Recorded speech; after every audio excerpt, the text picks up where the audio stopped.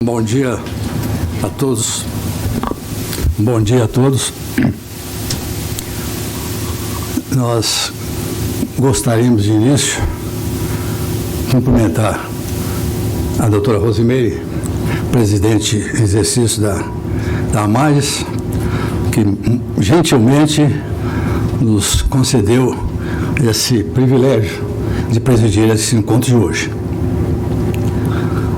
Estamos realmente dando curso ao conclave que foi assinado entre a AMAGES e o Instituto Histórico e Geográfico de Minas Gerais para as comemorações cívicas deste ano, de 2022.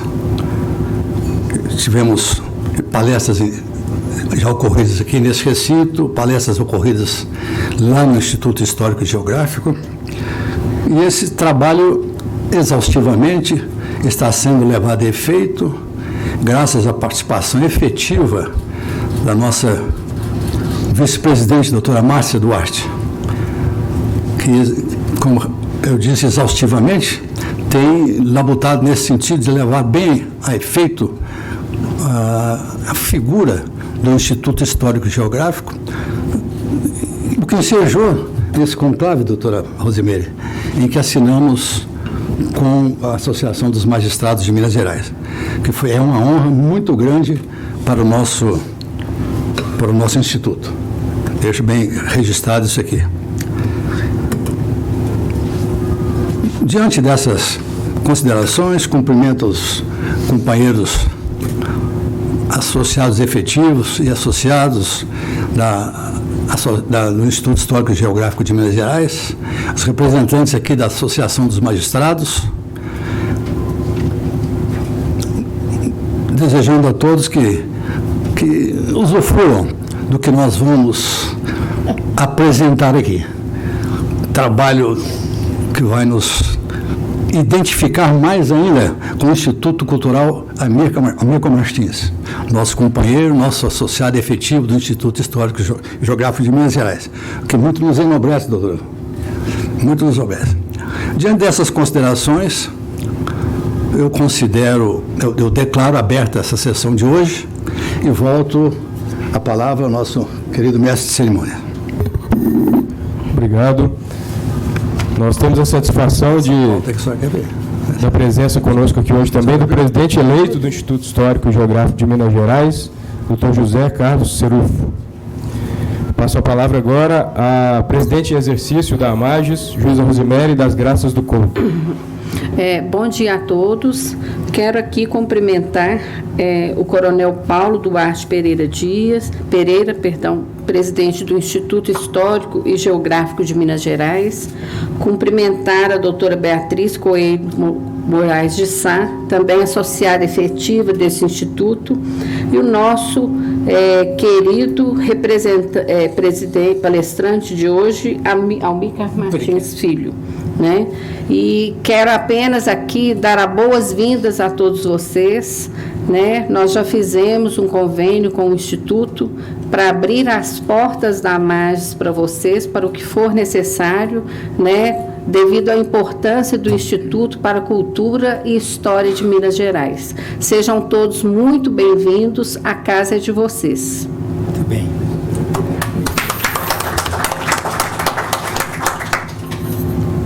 A palavra a doutora Beatriz Coelho Moraes de Sá para a apresentação do objetivo central da palestra e saudar o palestrante desta manhã, o professor Amilcar Martins.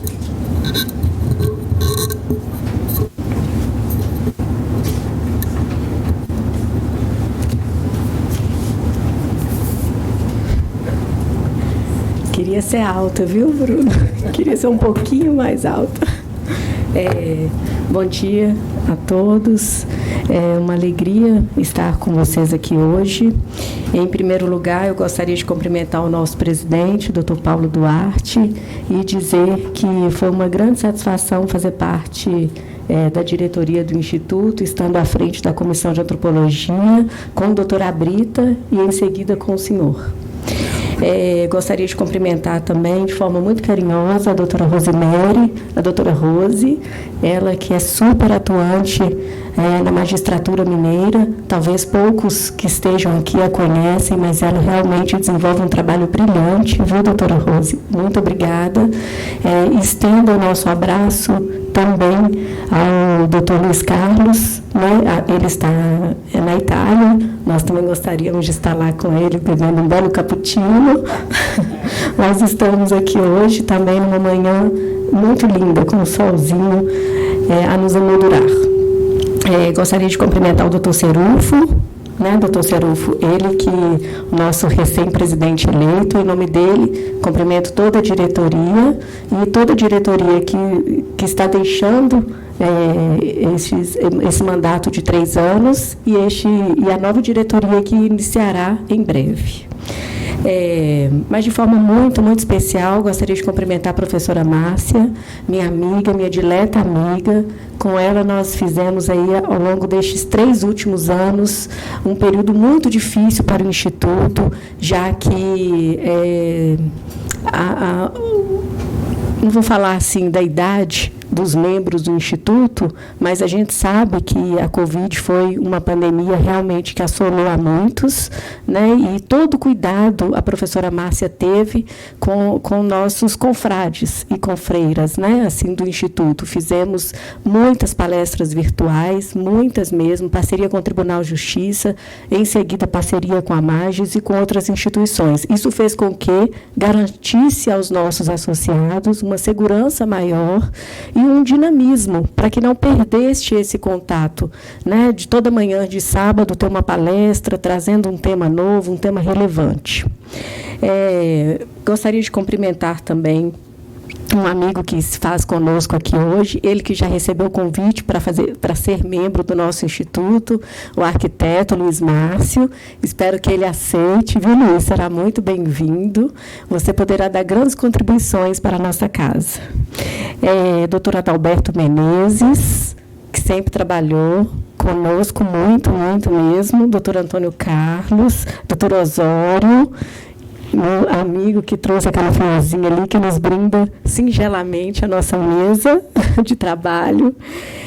Mas dizer, gente, que nessa manhã de sábado eu gostaria de dedicar essas palavras e gostaria de dedicar a nossa palestra de hoje, doutora Milka, ao meu grande amigo de muitos anos, que comigo há mais de 20 anos, não posso assim dizer que há mais de 20 anos, mas é verdade. Então, eu dedico essa palestra de hoje ao meu grande amigo, inspiração intelectual humanista, doutor Bruno Terra, que eu sei que está conosco aqui hoje, fez um grande esforço para estar conosco aqui hoje, ele que está recuperando de uma cirurgia. Então, caríssimo professor, doutor Amilca Viana Martins Filho, que alegria tê-lo conosco hoje. Você é luz, e que tarefa difícil seria definir, ou pelo menos conceituar, o que é luz. Mas podemos dizer que da luz reflete um pensamento, e deste pensamento, ideias. Das ideias, a construção de ideais, do espaço e da boa política e também da cultura. E o que é cultura? Cultura é algo que se cria e recria, transmite e aperfeiçoa, inova e refaz, adquire-se e doa-se, se comunica dos pais aos filhos, ocorre em um lugar e migra para muitos outros, tem a sorte da humanidade, choques entre civilizações e povos, etnias e economias, interesses e direitos, tradições orais e escritas, no mundo dos fatos e no universo das ideias, entre gêneros e suas compreensões. Tudo multiplica e qualifica. Tudo brota em cores tão características, se submete ao crivo ou deixa passar, pesa e atravessa, induz confiança e melancolia, mede o tempo, a juventude, a velhice e a saudade. Tempo é duração, como as notas musicais nas sucessivas badaladas dos sinos a nos causar impressões. É o que se perdeu para o melancólico, a continuidade da vida interior, o que transcorre em vão, o que nos dizem Bergson e Henry James. Nosso passado não é apenas o que se vê ao olhar para trás, muito menos a morte de Eurídice, quase ao término da fuga do mundo subterrâneo, por culpa da triste e inenarrável ansiedade de Orfeu, ou sem culpa por tratar-se do inevitável. É o cúmulo de tudo quanto todos antepassados sanguíneos ou meros familiares, a que chamamos de humanidade, viveram e registraram, nas paredes de cavernas, em sítios arqueológicos, em instrumentos fabricados com pedra, em cerâmica, pintura, tábuas de argila, rolos de papiro, escritas sobre papel, na palavra impressa pelo gênio de Gutenberg. É também, agora sabemos, o conjunto de tudo quanto nosso DNA informa. Na cultura, na essência da cultura, não há pretos ou brancos, amarelos ou vermelhos, dominantes ou dominados, superiores e inferiores. Há apenas, consciente ou inconscientemente, aquilo que se transmite, resguarda, mantém-se vivo ou latente, e que um artificialmente classifica no outro conforme as conveniências das relações de poder. Mas relações de poder não são propriamente cultura. São destruição do outro e da sua herança, do pretérito e do porvir, desfazimento do presente, coisificação do outro, reinando desassombrado da prepotência. Em Minas Gerais, terra cujo primeiro nome é liberdade, cultura é sua própria existência, é duração, é concomitância, é pessoal e transgeracional. Tem origem e selo de caráter desde a morte de Dom Rodrigo Castel Branco por Manuel Borba Gato, a intrepidez de Fernão Dias Paes Leme na busca de seu sonho, a ousadia de Felipe dos Santos, o engenho de Maria da Cruz, o sangue de Joaquim José da Silva Xavier, o extraordinário de Chica da Silva, o olhar de Dona Beija, a convicção de Joaquina do Pompéu, a genialidade de Antônio Francisco Lisboa, e de Mestre Ataíde, a inteligência de Bernardo de Vasconcelos, Teófilo Otoni, Cristiano Otoni, Afonso Pena, Afonso Arinos de Melo Franco, Augusto de Lima, Alfonso de Guimarães, Pedro Nava, Carlos Drummond de Andrade, Henriqueta Lisboa, Adélia Prado, João Guimarães Rosa, Juscelino, Tancredo Neves e tantos nomes a não ter mais fim. Eminentes pesquisadores, com obras em ramos tão distintos do conhecimento, abarcando da medicina à ciência política. 2 Amilcar, da medicina à ciência política. Com atuações na FEB e aposentadoria pelo AI-5. Graus acadêmicos na Universidade de Illinois e presidência da Fundação João Pinheiro. O mesmo nome e competência no suceder das décadas, dos momentos de autoritarismo e no florescer da democracia, correndo riscos e sendo a continuidade não apenas onomástica do outro.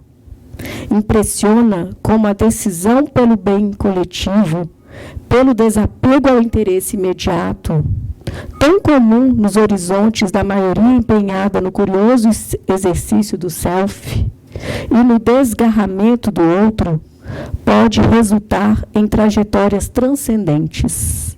A vida do pai como exemplo e direcionamento do filho.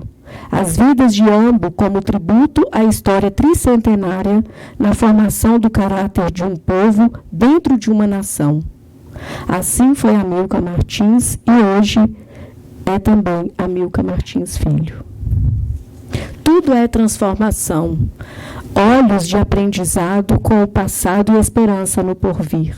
duração e concomitância, muito além da repetição do eterno e melancólico presentes nos privados de memória, que tem no amanhecer a funesta certeza de que tudo há de se repetir. A cada era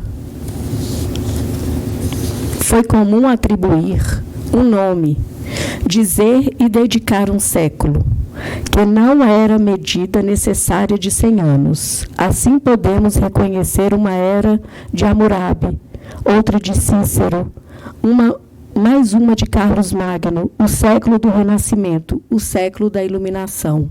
No Brasil, é possível notar com orgulho ou não, tudo depende da ideologia e política confissão, um século de consolidação do império, uma era de Getúlio Vargas, há tantas ditaduras e suas pretensões menos que maduras. Em Minas Gerais, houve tempos de fé, esperança e de tristeza, houve brados de liberdade e a favor de ilegítimas restrições. É chegada a hora de um novo nome, que signifique transcendência, cultura, confiança no porvir. Exemplo em que ratifique a democracia como expressão da beleza, da vida e do bem comum. Ensinamentos deixados por décadas pelo nosso palestrante dessa manhã. Hoje, o nome de Minas Gerais, para os filhos do solo e para as almas afins, é Amilcar Martins.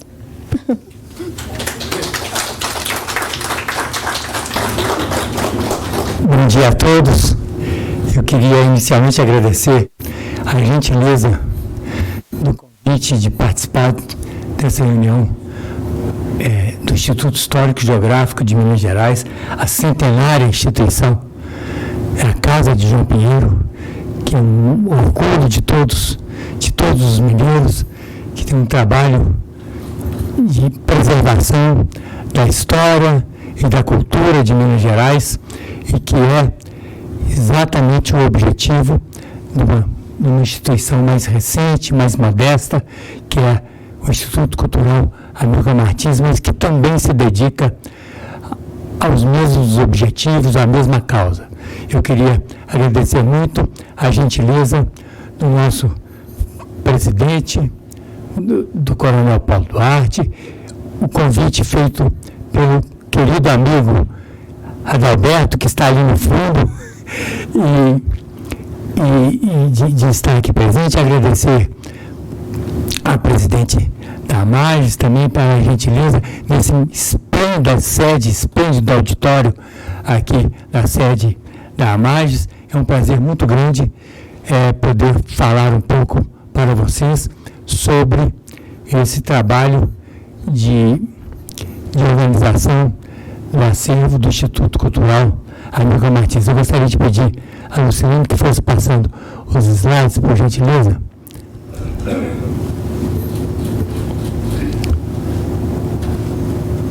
Não tá bom.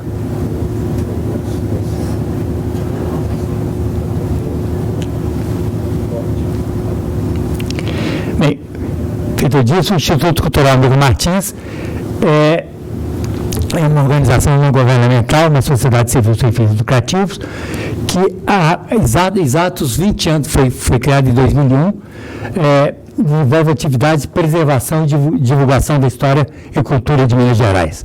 Vamos lá, por gentileza, vai passando. Aí eu falo um pouco sobre a nossa sede, sobre o nosso acervo, mas pode passar, Lucilene. A seção de Obras Raras contém centenas de livros publicados, na verdade são mais ou menos 2.800 livros publicados nos séculos XVIII e XIX no Brasil, e que só são eventualmente encontrados em algumas bibliotecas do Brasil e fora do estado de Minas Gerais. Em 2016, isso é importante, nós recebemos um reconhecimento importante da Unesco, esse acervo bibliográfico. A Unesco, como todos sabem, ela estruturou primeiro o conceito de patrimônio cultural da humanidade, que era para a preservação de acervos de edificações, de conjuntos edificados que merecem, que devem ser preservados. Como é o caso de Ouro Preto, é o caso da Lagoa da Pampulha, é o caso de Diamantina, e de vários conjuntos arquitetônicos em todo o mundo. Mas logo em seguida, eles perceberam a necessidade de preservação também de acervos bibliográficos e arquivísticos, e que corriam um risco maior ainda de destruição do que os acervos arquitetônicos. E por causa disso, a Unesco criou um programa que se chama Memory of the World, Memória do Mundo, né? E que é o esforço exatamente de preservação desses acervos bibliográficos. A Unesco promove anualmente um edital e que as instituições que se interessarem podem concorrer para receber esse reconhecimento.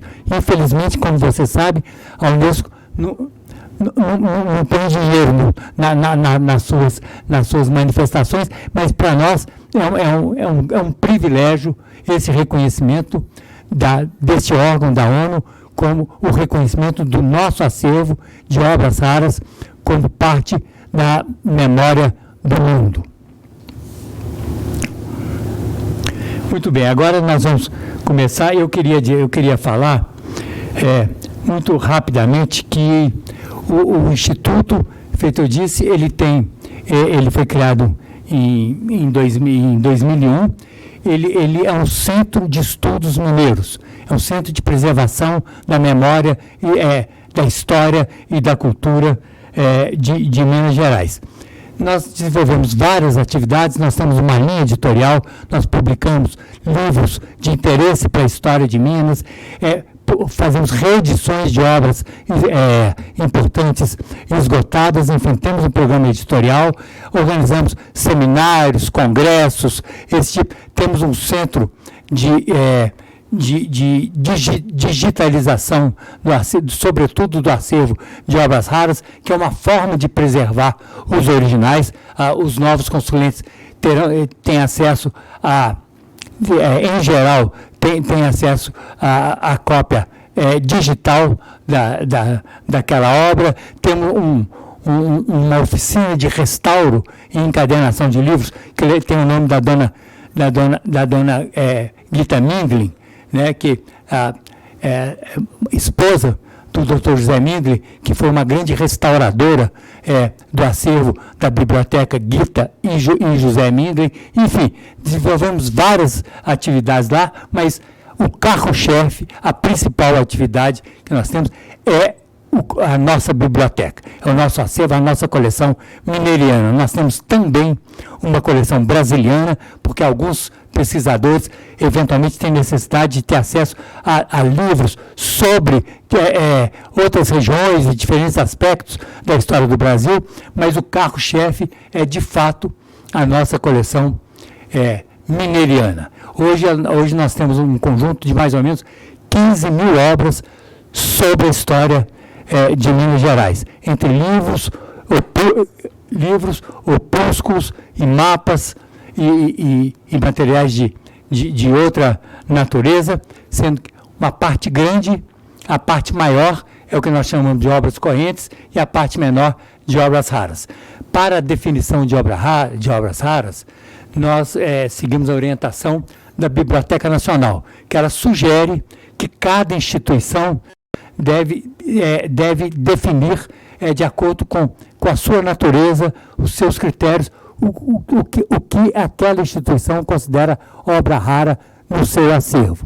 No caso de uma coleção sobre a história de Minas, evidentemente não faria o menor sentido falarmos de obras anteriores ao século XVIII, né?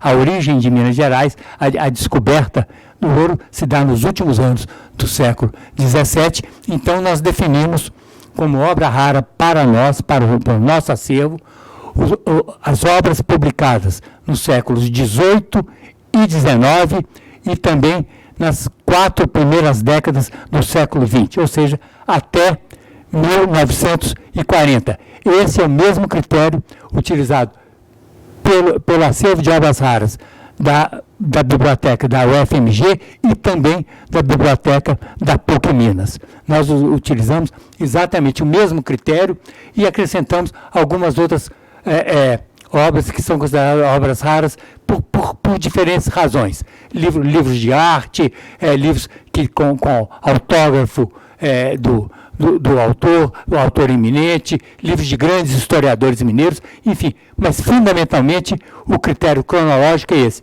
século XVIII e XIX e 4 primeiras décadas do século XX.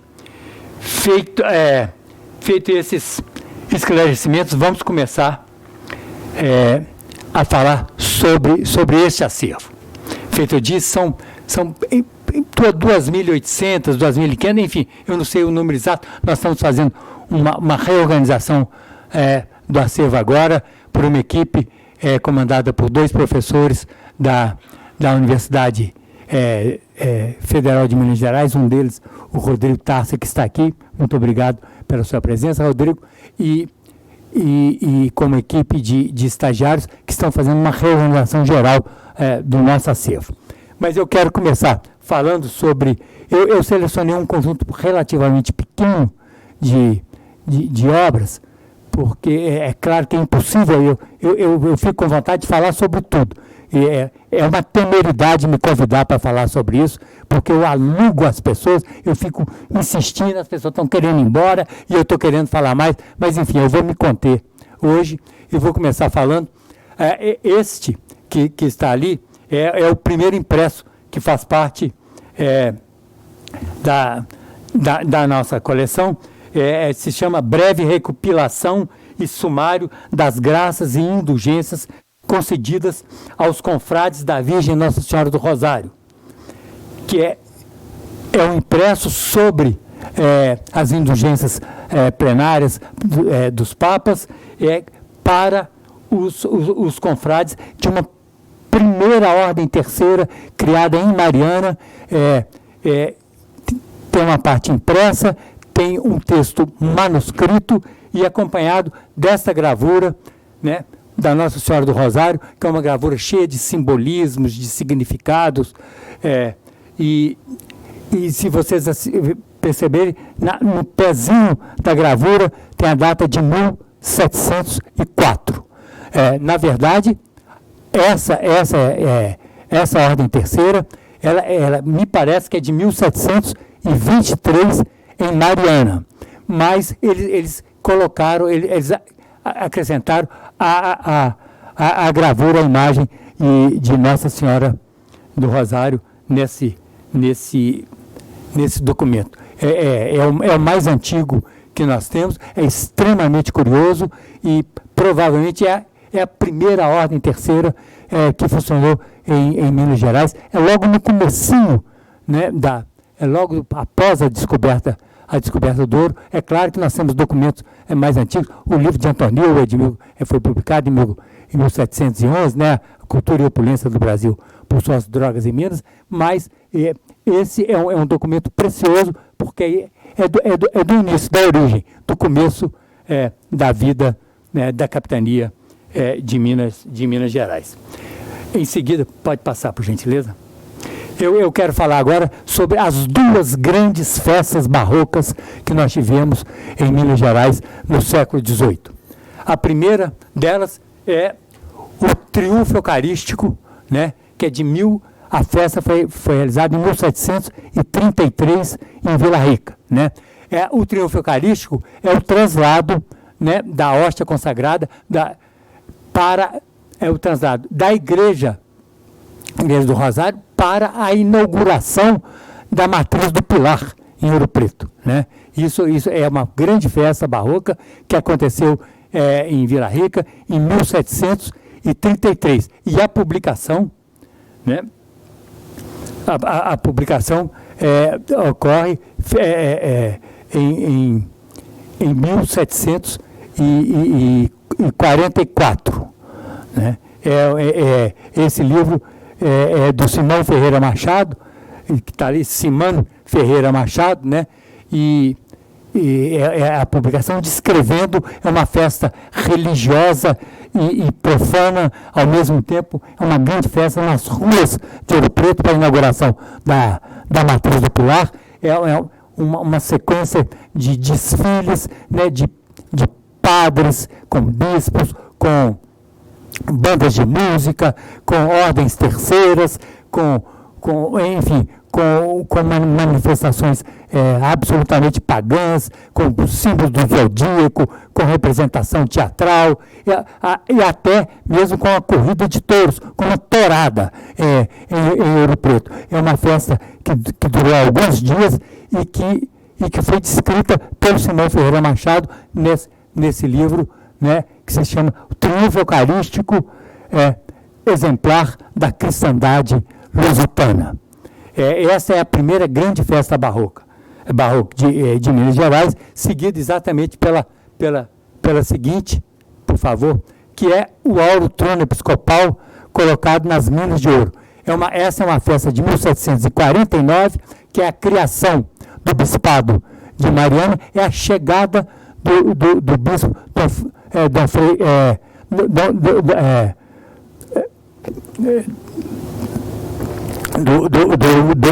Frei Manuel da Cruz em Ouro Preto. Ele vem do Maranhão, ele leva 8 meses, ele vem por terra 8 meses para chegar em Minas Gerais, ele quase morre no meio do caminho, ele passa mal, ele achava que ele ia morrer, não ia chegar em Minas Gerais, mas é a chegada triunfal dele, é a inauguração do Bispado de Mariana em 1749. Essa é uma obra, uma obra apócrifa, não tem autoria, existe uma especulação sobre diferentes autores, mas que também é uma obra extremamente importante, escrevendo uma festa nos mesmos moldes do Triunfo Eucarístico. Uma diferença importante entre as duas é que o Triunfo Eucarístico de 1733 ocorre no auge da economia de mineração do ouro, no auge da produção de ouro. Então, o fausto, o luxo da festa é muito maior. O Áureo Trono Episcopal, já de 1749, nós estávamos em plena decadência da produção de ouro, né? Então, é uma festa naturalmente mais modesta, mas de qualquer maneira, é também uma grande festa, né, da Contra-Reforma portuguesa, uma grande festa de exaltação da religião católica, do cristianismo, enfim, é uma festa espetacular que foi feita em Mariana em 1700. Vamos lá, agora eu queria falar sobre 2 obras. Eu selecionei algumas obras para falar para vocês, e agora eu quero falar sobre 2 obras importantes de história da medicina em Minas Gerais. Eu quero falar agora sobre o Erário Mineral do médico Luiz Gomes Ferreira, de 1733, que essa capa não é do nosso exemplar. O nosso exemplar, ele não tem folha de rosto. Esse é apenas ilustrativo. De 1733, do Luiz Gomes Ferreira. Sobre isso eu tenho um comentário curioso. Eu tinha o hábito de, nos últimos anos da vida do nosso amigo Dr. José Mindlin, eu tinha uma interlocução muito grande com ele, e eu sempre ligava para ele para perguntar sobre, olha, eu devo comprar esse livro, não devo, tal, eu consegui tal coisa. E aí eu liguei para ele e falei, doutor José, eu estou com um exemplar do Erário Mineral, mas ele está sem folha de rosto. O que o senhor acha? Eu falei assim, olha, eu não gosto de comprar livro como mutilado, faltando partes, mas ele falou assim, quantos anos você tem? Na época eu tinha, não sei se 58, não sei se isso já faz tempo. Mas aí ele virou para mim e falou assim, você não tem 60, você pode esperar. Você pode esperar. Mas eu não esperei, não. Eu comprei assim mesmo, só falta a folha de rosto.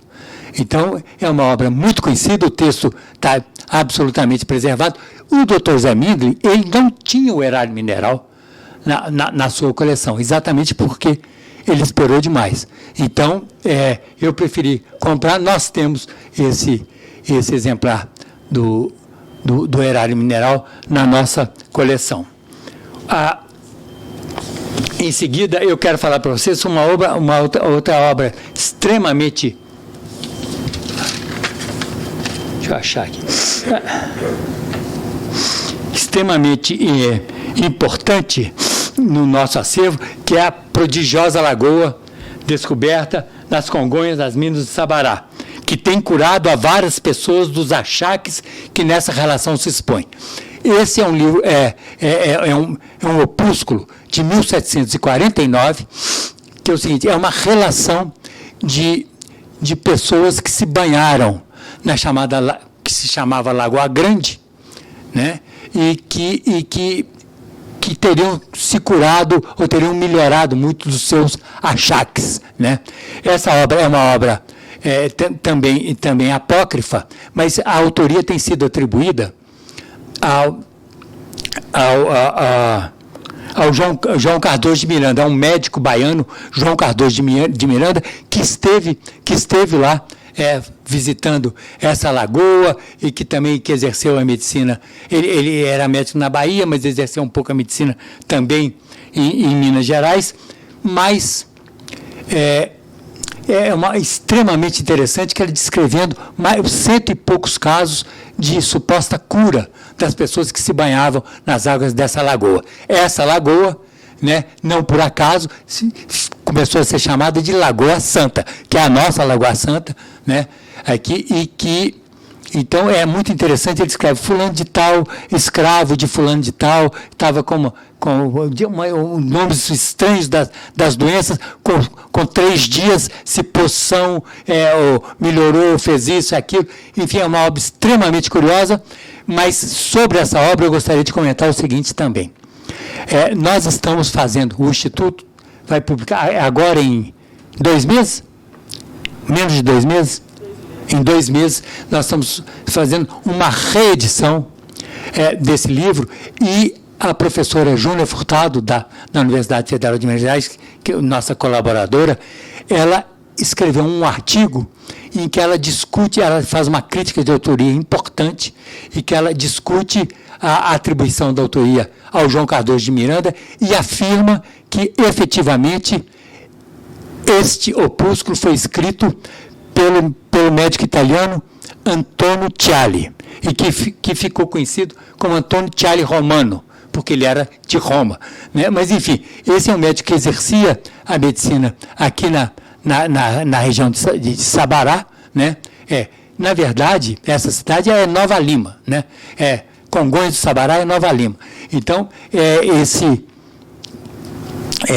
médico, efetivamente, quem teria efetivamente escrito esse opúsculo, nós temos, inclusive, um manuscrito. É baseado em 2, a crítica da professora Júnior é baseada em 2 manuscritos, um dos quais nós temos no Instituto, que pertenceu ao professor João Dornas Filho, né? Então, são esses opúsculos, esse texto manuscrito que deu origem à publicação dessa obra, que é uma obra extremamente rara e importante.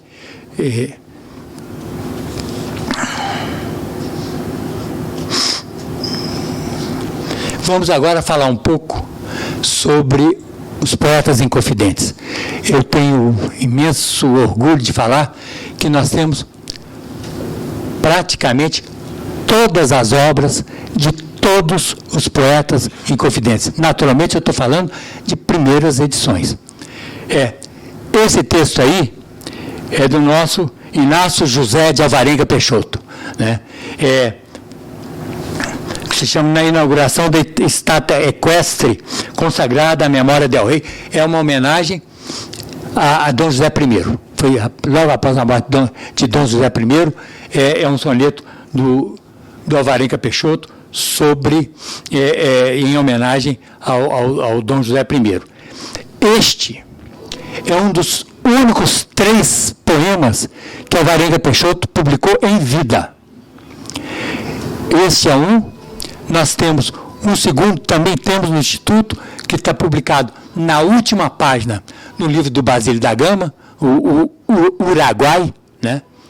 E existe um terceiro. Nós temos as obras completas do Alvarenga Peixoto, que foram publicadas já na segunda metade do século XIX pelo Joaquim Norberto de Souza e Silva, né, que é um grande estudioso da literatura do século XVIII, do século XIX, mas, enfim. Então, nós temos esse poema do Alvarenga Peixoto e temos as obras completas dele, publicadas já na década de na segunda metade do século XIX. Em seguida, eu queria mostrar Cláudio Manuel da Costa. Esse é um livro extremamente importante, como vocês podem ver, houve um erro de impressão, em vez de obras, saiu Orbas. Então, esse livro é conhecido como As Orbas, do Cláudio Manuel da Costa, de 1768. Né? É o conjunto das obras que ele tinha escrito até esse ano, né? Mas ele continuou produzindo, e nós temos o poema mais importante, mais conhecido dele, que é o Vila Rica, né? Ele escreveu depois. Nós temos também a primeira edição do Vila Rica, que é uma edição póstuma, já é de 1839, nós temos essa primeira edição, temos a primeira, a segunda e a terceira edição desse poema, e temos também um manuscrito raríssimo deste poema para eu como não sou especialista em século XVIII, em paleografia, eu convidei 2 professores da universidade, a professora Melana Guiar, não sei se vocês se lembram dela, que foi uma grande especialista na poesia dos Inconfidentes e no poema Vila Rica, e o professor Sérgio Alcides, que também é um grande especialista em Cláudio Manuel da Costa. Eles ficaram uns dias lá no Instituto para me garantir que esse manuscrito era autêntico. Né? Porque aí examinaram o papel, a tinta, e fizeram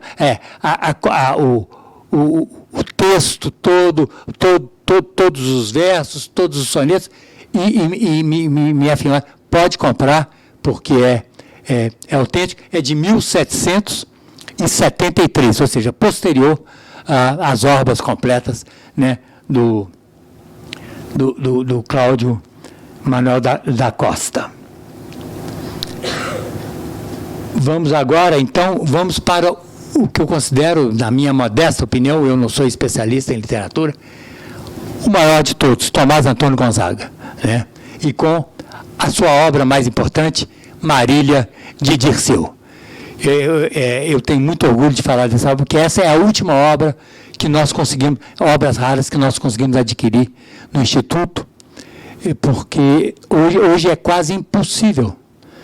O preço do dólar, o preço do euro, todos esses livros são cotados em moedas estrangeiras, é impossível juntar dinheiro, né, para adquirir essas obras.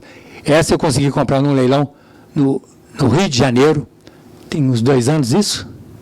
Tem uns 2 anos, né, Lucilene? Foi. Então, essa é a primeira edição de 1792, a primeira edição do Marília de Dirceu. A primeira parte do poema, Marília de Dirceu, vinha sempre dessa forma, Marília de Dirceu, por TAG, Tomás Antônio Gonzaga, Lisboa, tipografia nunesiana, e com a data, né? Então, esse é a primeira edição. Nós temos também a segunda edição de 1799, que suposta que é a segunda parte do poema Marília de Dirceu, e temos o que seria uma terceira parte, que é essa obra aí também, com a mesma organização gráfica, assim, Maria de Dirceu, por TAG, supostamente seria a terceira parte do poema. 1800 está lá, Lisboa, 1800, só tem um problema.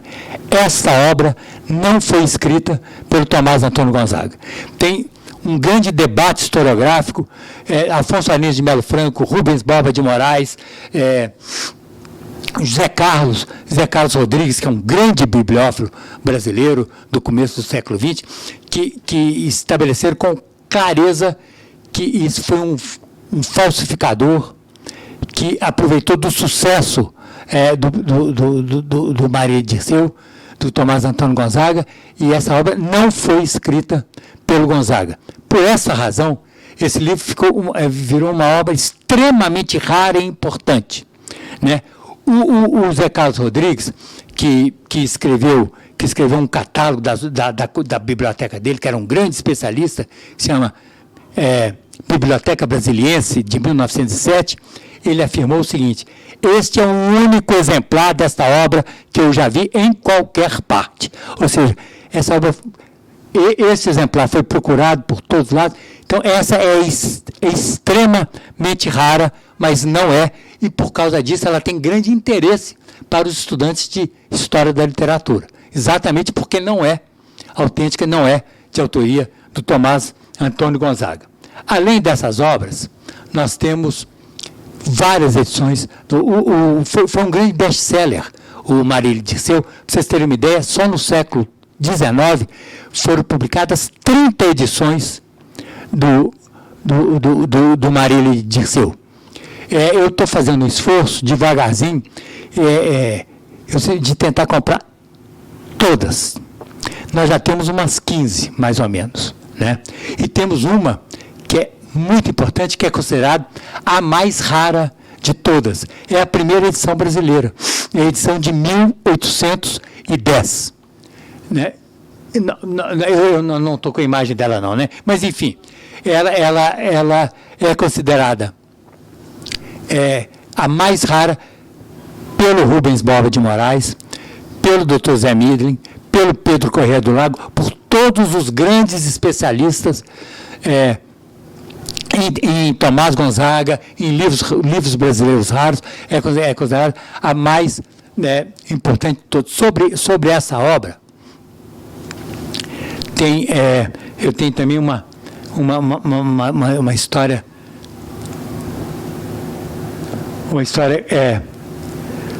curiosa sobre ela, mas enfim, não dá. O Afonso Anísio de Melo Franco, o Rubens Borba de Moraes, todos eles falaram sobre ela. Vamos seguir. Sobre essa obra, eu acho que vale a pena contar. Tem um diálogo famoso, escrito pelo Dr. Zé Midlin, nos livros dele, ele reproduz isso, uma visita do professor Wilton Cardoso, diretor do Colégio Estadual, professor da Universidade Federal de Minas Gerais, da Academia Mineira de Letras, enfim, um grande intelectual. Eu tive o privilégio de conviver com ele durante muitos anos. Ele fez uma visita ao Dr. Zé Midlin, lá em São Paulo, e conversando sobre as bibliotecas, ele virou para o Midlin e falou assim: e a edição de 1810? Aí o Midlin teria dito para ele o seguinte: essa não existe. Eu e o Rubens Borba de Moraes procuramos essa obra por mais de 30 anos, e ela acabou, não existe nenhum exemplar disponível. E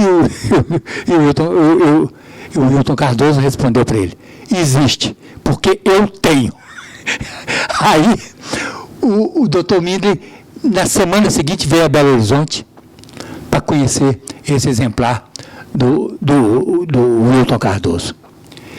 E o Wilton Cardoso mostrou para ele, mas estava rendado. Eu cheguei a ver fotos dessa obra antes da restauração, estava completamente destruída, e o Wilton Cardoso virou para ele e falou assim: se a Guita, sua mulher, restaurar a obra, eu te dou. E deu de presente para o Dr. Midlin esse livro.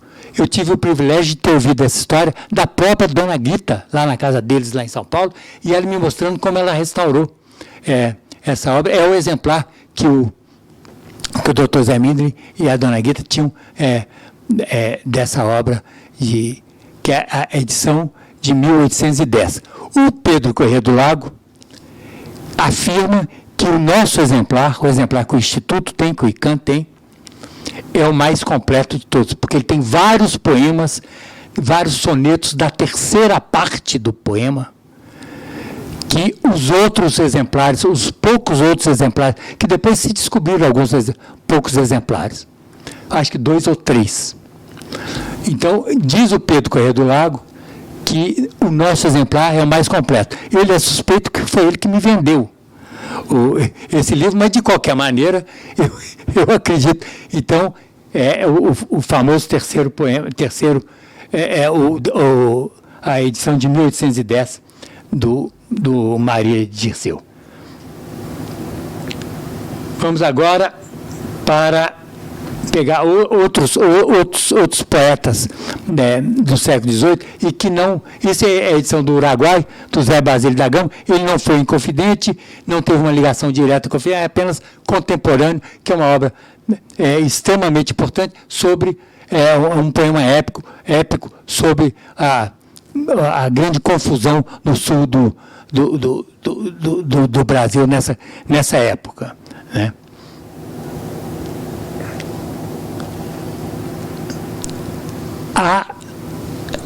A professora Valéria Gauss, que organizou Portuguese and Brazilian Books of the John Carter Brown Library, é um grande catálogo sobre as obras da biblioteca da John Carter Brown, da biblioteca lá em Providence, Rhode Island, nos Estados Unidos. Ela afirma o seguinte, que esse livro ficou extremamente raro, porque com a morte de Dom José e a queda de Pombal, havia uma questão da política interna de Portugal, que o governo português determinou a apreensão e destruição de todas as cópias dessa obra. Então ela se tornou extremamente rara por esta razão. E nós temos a sorte de nós temos a primeira edição, feita, vocês podem ver, é o Uruguai. Depois que virou, nas outras nós temos 2 ou 3 edições posteriores, né?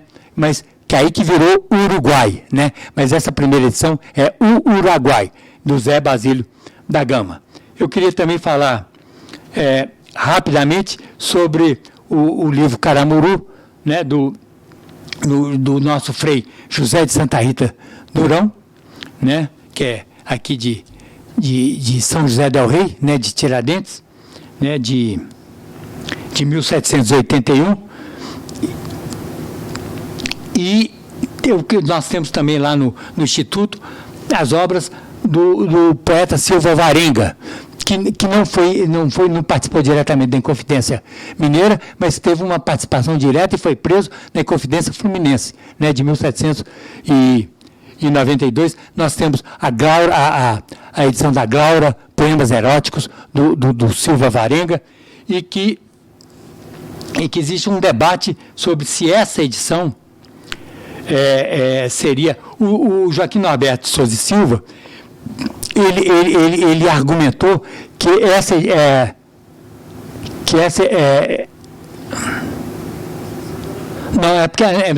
porque você está... É porque nós não temos a imagem do poema Glaura, mas o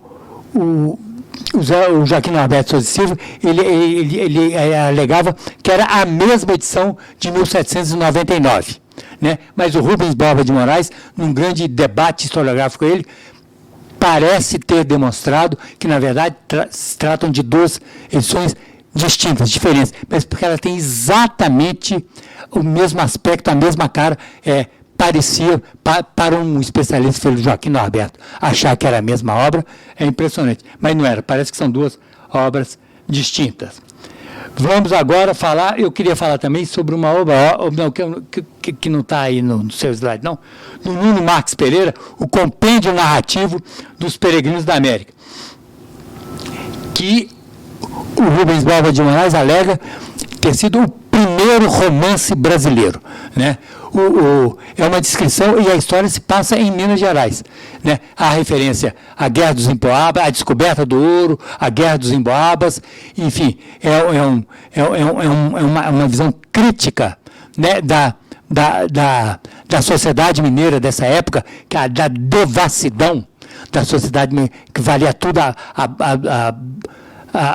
luta pela descoberta do ouro, enfim, era uma sociedade ainda extremamente desorganizada. Então, o Nuno Marques Pereira é uma obra de moral cristã e que faz uma crítica severa à sociedade mineira nessa época. O livro é de 1731. Vamos lá. Eu queria falar também sobre, por favor, Lu, sobre o famoso História da América Portuguesa, né, do professor baiano, médico baiano, Sebastião da Rocha Pita, né, que é um livro famoso, foi publicado em 1730, e que ele fala que vai de 1500 a 1724. Ele descreve a história do Brasil nessa época. Existem muitas críticas ao Rocha Pita, porque ele era um escritor áulico, né? Ele defendia muito a coroa portuguesa, ele discutia muito as questões da sociedade brasileira, ele era muito crítico em relação à sociedade brasileira, mas é uma obra que faz referências também a Minas Gerais, né? A primeira obra que eu conheço que faz referências a Minas Gerais é o Antonil, né? Cultura e Opulência do Brasil por suas drogas em Minas. O Antonil, que nunca esteve em Minas Gerais, mas ele tem um capítulo importante sobre a economia do ouro, né? Mas também o Rocha Pita faz referências à Guerra dos Emboabas, à descoberta do ouro, aos conflitos da região, etc. É uma obra importante, embora seja muito criticado. Por exemplo, o professor Iglesias, no seu livro Historiadores do Brasil, ele é muito crítico em relação à obra do Rocha Pita. O Zé Honório Rodrigues é muito crítico em relação a essa obra, mas é uma obra importante, né, escrita, sua história do Brasil em 1730. Não lá. Agora eu já vou dar um salto no tempo aqui, porque eu tenho que falar um pouco. Eu já sobre livros do século XIX, e eu comecei pelo nosso conterrâneo, coestaduano, né, Zé Pedro Xavier da Veiga, As Efemérides Mineiras, que vocês todos conhecem, né, que foi publicado em 1897. O Xavier da Veiga é um autor muito bom, ele foi o fundador do Arquivo Público Mineiro. Ele escreveu, além disso, ele escreveu uma história da imprensa em Minas Gerais, e talvez a maior contribuição dele, me parece inequívoca, é a revista do Arquivo Público Mineiro, que é um conjunto de informações sobre a história de Minas, e que é publicada até hoje, sem periodicidade regular, feito as dificuldades que nós temos para publicar coisas de história em nosso país, em nosso estado, mas, enfim, a revista do Arquivo Público Mineiro, ela é publicada até hoje, e os primeiros números são particularmente importantes, porque eles reproduzem muitos documentos, não são reproduções impressas, de muitos manuscritos, de muitos códices sobre a descoberta do ouro, sobre o início da ocupação do território da região de Minas Gerais. Então, eu acho que essa é uma grande contribuição, e é por isso que eu fiz questão de destacar o Efemérides Mineiras. Ele pega de 1664 a 1897, que é o ano em que ele publica esse... são em 4 volumes, né? E é uma maneira, me desculpem, eu acho que é uma maneira pouco inteligente de organizar, de estudar a história. Porque você pega a ideia de efeméride, você pega dia 1º de janeiro, aí tudo que aconteceu ao longo da história, no dia 1º de janeiro, né? Depois dia 5 de março, né? Tudo que aconteceu naquele dia. Então, são obras de consulta muito difícil. É muito difícil de trabalhar com esse tipo de texto, mas é uma pesquisa monumental, né? Um trabalho de fôlego, um trabalho de um grande historiador, né? Então, já existem tentativas de reorganização para a consulta, para facilitar a consulta das efemérides. Nós temos o Rio Branco escreveu efemérides brasileiras, né? Enfim, eu não gosto de uma maneira geral, eu não gosto de efemérides, porque é de difícil consulta. Vamos lá agora, deixa eu ver sobre quem que eu quero falar.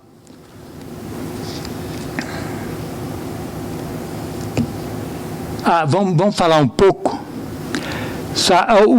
Eu queria comentar que o nosso Xavier da Veiga, ele publicou também, no final do século XIX, um livro, A Sedição de Vila Rica, né, sobre a revolta de Filipe dos Santos, né, cujo texto foi publicado pelo arquivo, pelo Xavier da Veiga, mas a autoria do texto é atribuída ao Conde de Assumar, né, que é um texto furioso contra a sociedade mineira dessa época, e que a autoria do texto é atribuída ao Conde de Assumar, e que, portanto, é uma contribuição muito importante do Xavier da Veiga para a nossa historiografia. Vamos dar outro salto, vamos lá para os almanaques. Na segunda metade do século XIX, nós tivemos, era uma tendência muito forte dessa época, a publicação de almanaques que era reunir grandes conjuntos, eram obras de referência, na verdade, grandes conjuntos de informação, então nós temos, em Minas nós temos tem almanaques municipais, tudo, mas eu quero me referir a dois almanaques principais.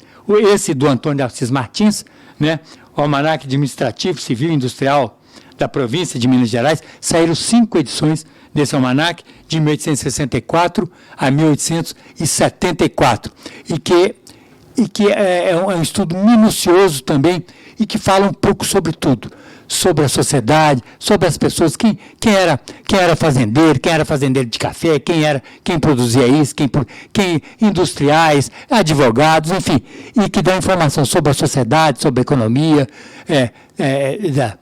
de Minas Gerais nessa época. E temos também ainda um outro almanaque, o Almanaque Sul-Mineiro, né, do Saturnino da Veiga,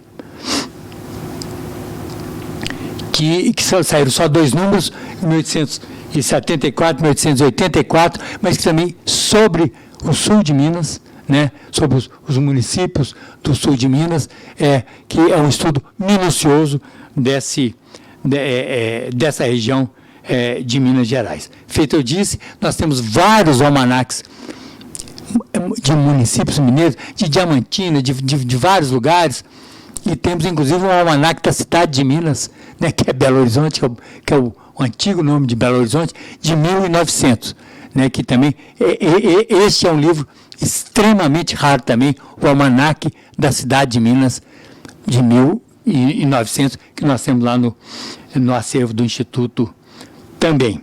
Eu quero falar agora um pouquinho sobre algumas obras sobre a economia mineira do século XVIII, sobre a economia de ouro e de diamantes. Nós temos muitas obras extremamente importantes e significativas. A primeira delas, que vocês estão vendo, é do nosso bispo José Joaquim da Cunha de Azeredo Coutinho, né? Esse sobrenome Azeredo Coutinho é da Júnia Marise, é do Eduardo Azeredo, é uma família mineira, né? E esse livro se chama Discurso sobre o Estado Atual das Minas do Brasil, dividido em 4 partes, é publicado no comecinho do século XIX, sobre a economia mineira do século XVIII. Depois eu quero... Pode passar, Lu. Eu quero falar um pouco o Pluto Brasiliense, que é uma obra fundamental, né, do Echeverri, do Barão Echeverri, e que ele foi convidado pelo governo brasileiro para fazer a primeira corrida de ferro no Brasil, né? E ele e o pai do Toné foi para Santa Catarina, e ele veio para Minas Gerais. Ele era um grande geólogo alemão, e teve uma experiência extremamente importante. Ele fala sobre diferentes técnicas de exploração do ferro e de fundição do ferro. Esse é um livro de 1833. Eu tenho essa é a primeira edição em alemão, que eu não leio, né? Mas, enfim, o acervo é feito para vocês, para os consulentes que sabem alemão. Nós temos traduções também dessa obra, e temos outras obras do Eschwege também, que é um autor de grande importância. Aí nós temos o Zé Veracoto, que é um autor muito conhecido, né? Memórias sobre as Minas da Capitania de Minas Gerais, é um texto de 1801. Essa é uma edição de 1842, mas o texto é de 1801 e que é muito importante também sobre a economia mineira do século XVIII. Eu tenho que ser um pouco mais rápido, vamos correr um pouquinho. Agora eu vou falar um pouco sobre obras sobre a política, e vou começar com um clássico, que é do Bernardo Pereira de Vasconcelos, a Carta aos Senhores Eleitores da Província de Minas Gerais, né? Essa que é uma obra importantíssima, que é pedindo voto, né? Explicando às pessoas por que ele deve ser eleito, e provavelmente tem muitos autores, historiadores, que consideram o Bernardo Pereira de Vasconcelos como um dos políticos mais importantes que nós tivemos em Minas Gerais em todos os tempos, né? Então, nós temos essa carta, e temos também, em seguida, eu quero falar sobre um outro grande mineiro, que foi o Teófilo Otoni, que é a circular dedicada aos senhores eleitores de senadores na província de Minas Gerais. Também pedindo voto, né, o Teófilo Otoni. Do Teófilo Otoni, nós temos essa circular, que é de 1860, e temos várias outras obras, né, do Teófilo Otoni, sobre uma história da cidade que virou Teófilo Otoni, Mucuri, né? Temos sobre os indígenas do Mucuri, temos talvez uma meia dúzia de obras do Teófilo Otoni, que foi certamente um dos mineiros mais importantes também de todos os tempos. Falo em seguida da Revolução de 1842, da Revolução Liberal de Minas Gerais de 1842, e a propósito do Teófilo Otoni, que foi o grande líder dessa Revolução de Minas Gerais, e eu quero apresentar duas obras. Essa é a mais famosa de todas, né, a história do movimento político e tal, do Cônego Marinho, né, do Cônego José Antônio Marinho, e que é de 1844. Quer dizer, a Revolução foi em 1842, ele foi preso, depois foi perdoado, né, por Dom Pedro II, o Caxias veio, controlou a situação, mas foram todos perdoados, e ele escreveu essa obra, foi publicada em 1844, e o exemplar, eu quero chamar a atenção, que o exemplar que nós temos no Instituto é considerado extremamente raro, porque ele é completo, ele tem todas as gravuras e todos os mapas do texto do livro original do Cônego Marinho, e que a maior parte das obras está mutilada, sabe? Porque as pessoas cortavam, né, para pregar na parede e tal, e o nosso exemplar, felizmente, parece que é absolutamente íntegro. E temos também, ainda sobre a Revolução de 1842, o texto A Visão Oficial do Movimento, que é o texto do Bernardo Xavier Pinto de Souza, que é a história da Revolução de Minas Gerais, em 1842, que fala sobre a documentação oficial do inquérito, do inquérito policial que se abriu para apurar a Revolução de 1842. Vamos lá? Agora eu vou falar um pouco sobre o Joaquim Norberto Souza e Silva, que é a história da Conjuração Mineira, que é de 1872. Esse é um livro muito controverso, porque ele tem uma visão muito negativa do Tiradentes e da Inconfidência, do movimento da Inconfidência, mas que tem uma característica fundamental. É a primeira vez que se usaram os autos eram autos de Devassa, e não da Devassa, que se usaram os autos de Devassa como fonte primária. E, na época que ele foi publicado, os autos de Devassa só foram publicados em 1936. De maneira que ele é um trabalho de paleografia que ele leu os originais, né? O texto manuscrito e que todas as informações são retiradas dos autos de Devassa da Inconfidência Mineira. O João Feliz dos Santos escreveu uma obra para responder ao Joaquim Norberto, né, que se chama A Inconfidência Mineira, de 1927. Gerou um grande debate historiográfico sobre o papel do Tiradentes, a importância do Tiradentes. Então, enfim, uma vez eu entrei numa fria danada, porque na comemoração do 2º centenário da Inconfidência, eu fui participar na televisão falar um pouco sobre isso, e eu caí na asneira de falar que o Tiradentes provavelmente foi enforcado, ele estava careca, porque a tradição do governo português, né, mas isso era ao vivo. Eu estava em São Paulo, mas estava sendo transmitido na Praça 7. Então as pessoas falam assim, esse vereador, filha da puta, que não sabe o que ele está falando, e que não sei o quê, que está desonrando a história de Minas e tal. Enfim, eu fiquei calado, mas parece que que havia uma tradição do governo português, né, dos condenados serem executados dessa forma. Enfim, mas isso não interessa. E eu quero, a propósito da Inconfidência Mineira, eu quero prestar uma homenagem a um amigo muito querido, ao nosso Márcio Jardim, que foi meu colega no curso de História, um amigo muito querido, e que escreveu uma obra fundamental sobre a Inconfidência Mineira, né, e que eu tive um convívio. Ele, o Márcio Jardim, que me indicou o exemplar do Triunfo Eucarístico, que eu comprei lá em São Paulo. Ele me diz, tem um livreiro lá em São Paulo que eu conhecia bem, chamava Seu Luiz, que tinha uma livraria que chamava Ornab, Organização Nacional de Bibliotecas. Eu falei, o Seu Luiz está com esse livro lá, está com o Triunfo Eucarístico lá.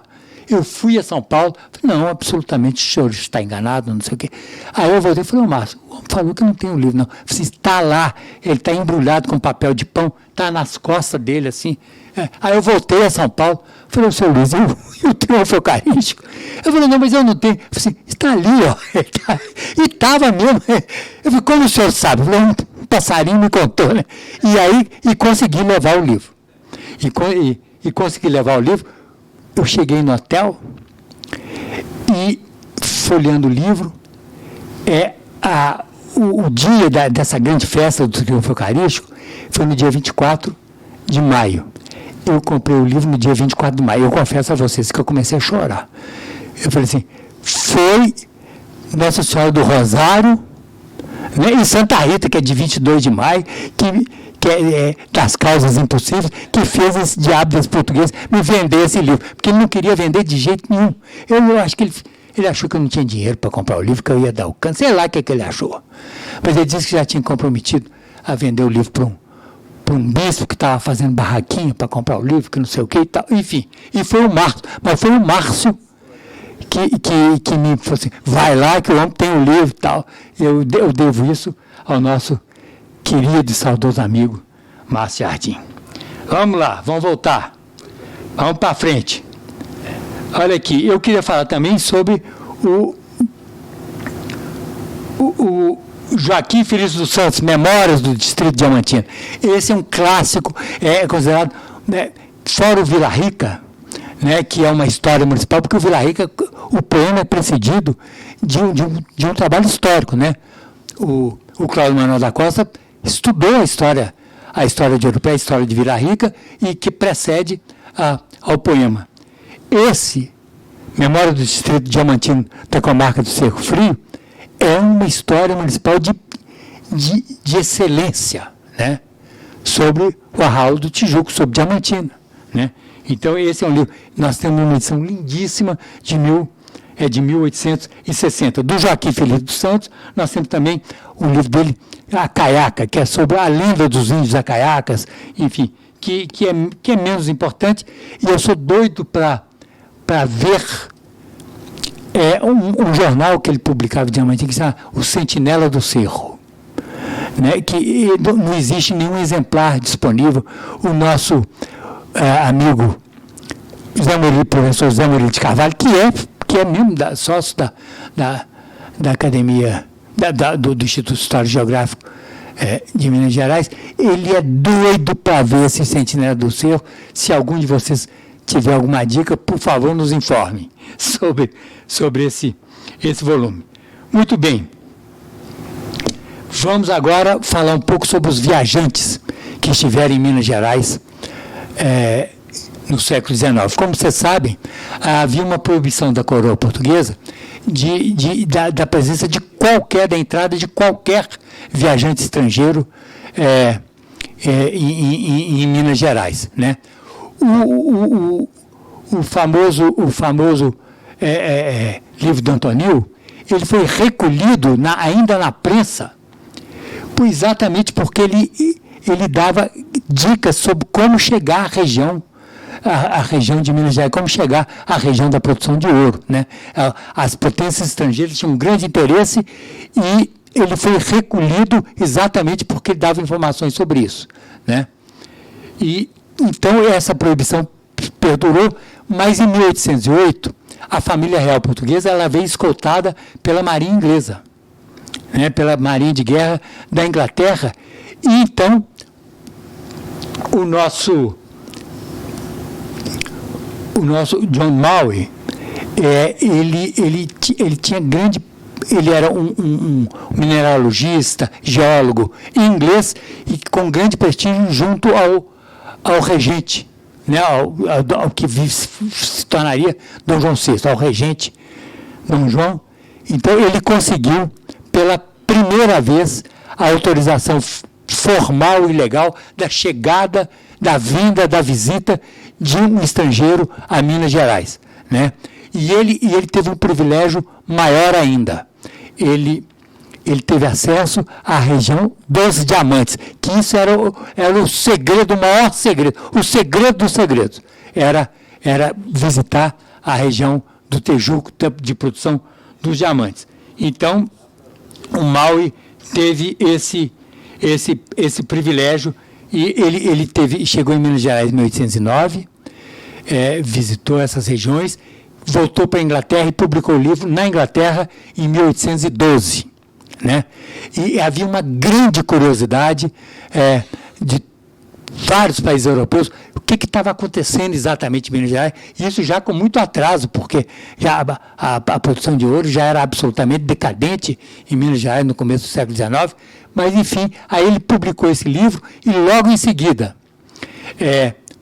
a Itália e a Alemanha, publicado em 1816, a França e a Alemanha teve uma edição francesa, uma edição alemã, e em 1817 uma edição italiana, e também então, edições da Suécia, eu não me lembro, e da Rússia, uma edição sueca e uma edição russa. Nós temos lá no Instituto a primeira edição de 1812 em inglês, nós temos a edição francesa, a edição alemã, a edição italiana, né?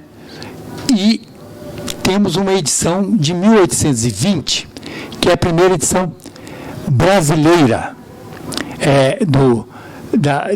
das viagens ao interior do Brasil, e essa edição brasileira é uma das grandes curiosidades da nossa biblioteca, por uma razão muito, muito simples. Tá, viagem ao interior do Brasil, né? João Maui em inglês. Porque nessa época as pessoas traduziam o nome do autor. A edição italiana é Giovanni Maui. A edição francesa é Jean Maui. E a edição portuguesa é João Maui em inglês. E tem uma curiosidade. Ela não tem uma palavra do livro. Ela fala sobre a Ilha dos Açores. É uma coisa louca. O que aconteceu? Eu tenho trabalhado um pouco sobre isso. Parece que é uma influência da edição francesa, que fala sobre alguns autores. Enfim, é uma confusão que se fez.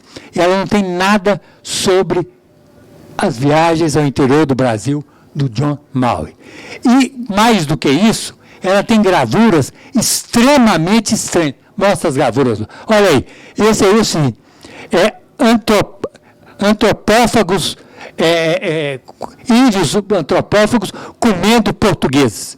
Agora, você imagina que maluquice, e tem uma outra imagem que é mais maluca ainda. Olha, isso não tem nada a ver com o índio brasileiro, com o Brasil, com coisa nenhuma. Isso, como é que chama essa imagem? Você lembra o nome dela? Eu não consigo enxergar daqui.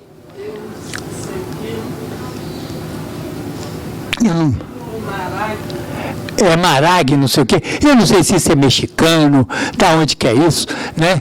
Eu acho que é da América Espanhola, né? Mas, enfim, não tem nada a ver com o Brasil, não tem nada a ver com o livro do John Maui. É uma maluquice essa obra. Vamos seguir em frente, que vocês já não estão aguentando, mas deixa eu falar agora sobre... Enfim, eu queria falar também sobre outros viajantes que estiverem em Minas Gerais. Quero citar apenas dois, né? Que é o Richard Burton, né? que foi um globetrotter, o capitão Richard Burton foi um grande viajante. Ele falava várias línguas, ele esteve em várias regiões do mundo, né? Publicou sobre várias regiões. Ele era cônsul em Santos, né? Então ele escreveu Explorations of the Highlands of Brazil, em 1869, que é um clássico. Ele tinha uma visão crítica da sociedade mineira. Ele faz crítica, não é muito severo, mas é um livro de muita informação, de muito valor. E eu quero citar também um outro livro, o Saint-Hilaire. E esse sim, ele tinha uma visão muito favorável. Ele conheceu muito Minas Gerais. Ele tem 3 livros sobre Minas Gerais. Ele tem esse Voyage ao Brasil, como é que chama? Esse Voyage às províncias do Rio de Janeiro e Minas Gerais, né? Depois ele tem um livro sobre as nascentes do Rio São Francisco, e tem um livro sobre a região de Distrito dos Amantes, né? Ele tem esses 3 livros, e tem alguns livros de botânica que falam Plante Israel de Brésilien, e tem um outro, são os livros de botânica que falam sobretudo sobre coleta de plantas que ele fez em Minas Gerais, né? Então são livros que são importantes também para a história de Minas Gerais. E ele foi um grande, ele rodou o Brasil inteiro, mas ele dedicou uma atenção muito especial a Minas Gerais nas suas viagens. Nós temos lá no Instituto mais de 30 obras de viajantes estrangeiros. Eu quero apenas citar alguns dos autores. Nós temos George Gardner, Robert Walsh, De Courcy, Louis Coate, Alessandro Doughty, James Wells, Castelnau, Agassiz, Caldecleu, Spix e Marços, Cilly Longchamp, Charles Dent, Burmeister, Tschudi, Lier, e vai por aí afora. Ou seja, um dos poucos acervos, uma das poucas bibliotecas que tem esse material reunido, né, dos viajantes estrangeiros que estiveram em Minas Gerais. Não são obras, a maior parte delas não são obras específicas sobre Minas Gerais, mas que o autor esteve em Minas Gerais e faz descrições de diferentes aspectos da vida de Minas Gerais. Vamos lá, Lu? Vamos seguir. Agora eu quero falar um pouco sobre obras de referência, que é uma paixão minha. Enciclopédias, livros, dicionários, obras de referência que são fundamentais para o trabalho dos historiadores, né? A começar dos dicionários, que as palavras ao longo do tempo, feitos vocês sabem perfeitamente, elas mudam de significado, Então, é muito importante para o historiador ele conhecer a palavra naquele contexto em que ela foi escrita, foi referida pelo autor. Então, eu começo citando o famoso elucidário das palavras, termos e frases que em Portugal antigamente se usavam e que hoje já não se... Ou seja, isso foi escrito em 1700, no final do século XVIII. Você imagina as palavras que antigamente se usavam em Portugal no final do século XVIII. Então, esse elucidário é uma obra de referência sobre língua portuguesa extremamente importante, e nós temos também as edições do Antônio de Moraes. Nós temos várias edições do Antônio de Moraes, uma ainda do século XVIII, ele junto com o Bultó, né? E temos várias outras edições, a de 1813 é muito famosa. Nós temos, enfim, obras de referência nós temos Domingos Vieira, temos vários autores, são dicionários da língua portuguesa e dicionários biográficos, dicionários de história. Nós temos, por exemplo, e eu quero citar especificamente um outro autor, que é o Barão de Ramis Galvão, que escreveu o catálogo da exposição da história do Brasil, que é o maior conjunto de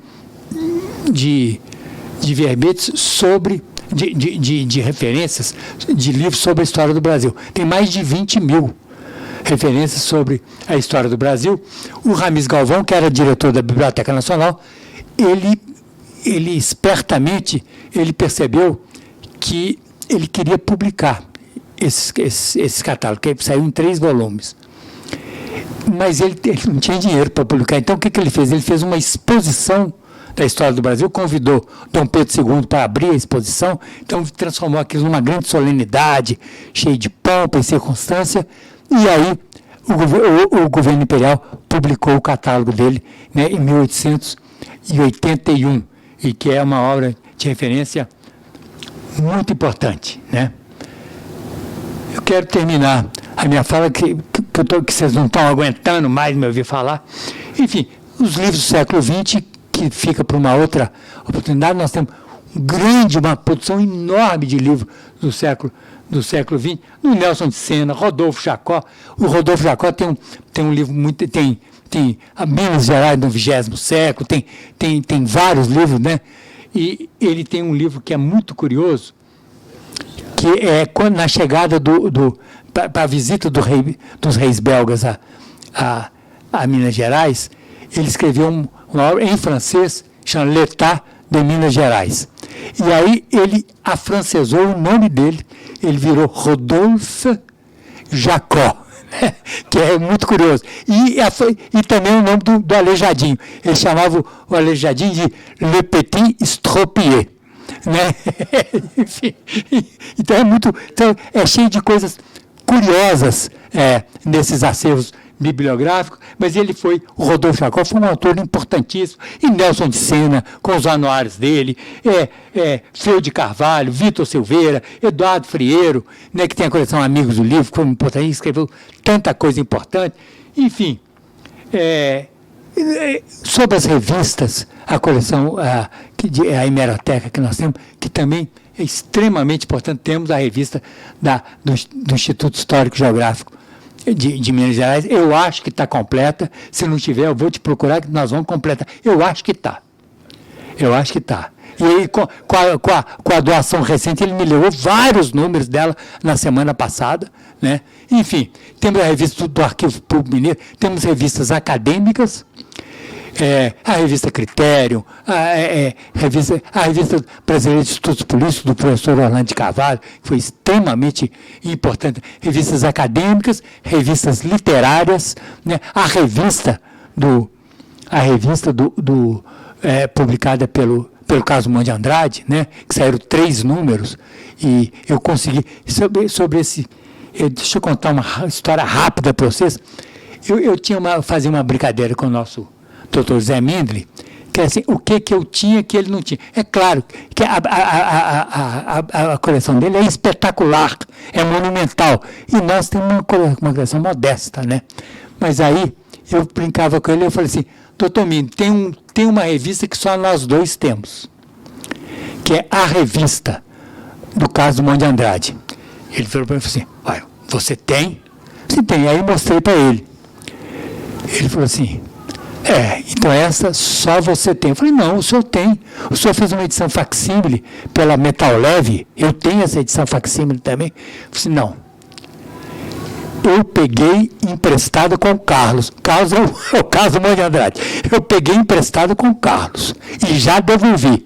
Essa eu não tenho, não. Enfim, eu queria terminar com o que a gente chama de Associated Copies, que é uma coleção muito especial que nós temos de literatura moderna de Minas Gerais, que são primeiras edições com dedicatório dos autores para outros intelectuais. E eu quero vou mostrar apenas um, que é a primeira edição, que é da Alguma Poesia, o primeiro livro do caso Monte de Andrade, né, de 1930, que ele lançou aqui no Automóvel Clube, né, e que com dedicatória para Augusto Frederico Schmidt, e nós temos feito essa, nós temos de Guimarães Rosa, de Ciro dos Anjos, Abigail Renaud, Henriqueta Lisboa, todos esses autores que vocês conhecem, a ideia chama Associated Copies, exatamente porque você pega os autores de uma determinada geração e os estudantes de história da literatura, eles podem estabelecer as relações, as relações de trabalho, as relações afetivas, enfim, entre esses diferentes autores dessa geração. Eu gosto muito também dessa coleção de Associated Copies. Enfim, com isso, eu peço desculpas pelo excesso de tempo que eu usei e agradeço a atenção de todos vocês. Muito obrigado.